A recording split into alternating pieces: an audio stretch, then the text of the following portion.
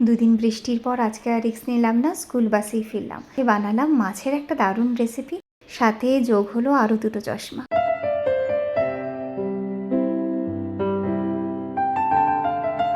এই প্রচণ্ড গরম, তারপর বাসে কচি কাচাদের গুঞ্জন, তারপর ঘণ্টাখানেক জ্যামে দাঁড়িয়ে থাকা, তারপর শুরু হলো যাত্রা।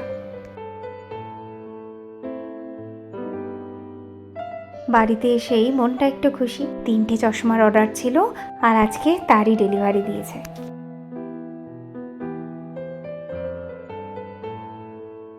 রান্না তো সব রেডি, কিন্তু বাসে বসে বসে ভাবছিলাম মাছের একটা অন্যরকম রেসিপি বানালে কীরকম হয়।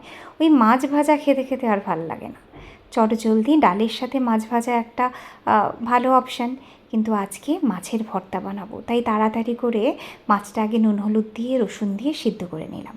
কিন্তু সবথেকে বেশি যেটা সময় সাপেক্ষ সেটা হচ্ছে এই কাঁটাগুলো বাছা, কিন্তু এই মাছটাতে এতটা কাঁটা ছিল না, এটা কাতলা মাছ। একটু তাড়াতাড়ি হাত চালাতে হবে, কেন কি সঞ্জু লাঞ্চ করে যাবে টিউশনে।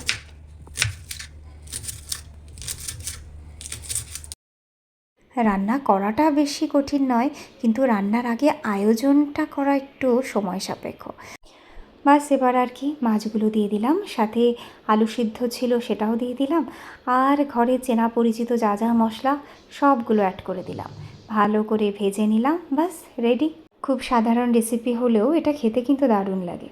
মাছের ঝোল, মাছের কালিয়া, মাছ ভাজা সবগুলোর থেকেও এটা যেন একটু ভিন্ন স্বাদের। আর তর্স হয়েছে না, তাই একটু টেস্টও করে নিলাম। আজকে খাবার থালায় ছিল আম ডাল, সজনে ডাঁটা আলু পোস্ত দিয়ে একটা তরকারি, আর সাথে এই মাছের ভর্তা। চলুন আজকে চলি, খুব তাড়াতাড়ি দেখা হবে আবার একটা ভিডিওতে।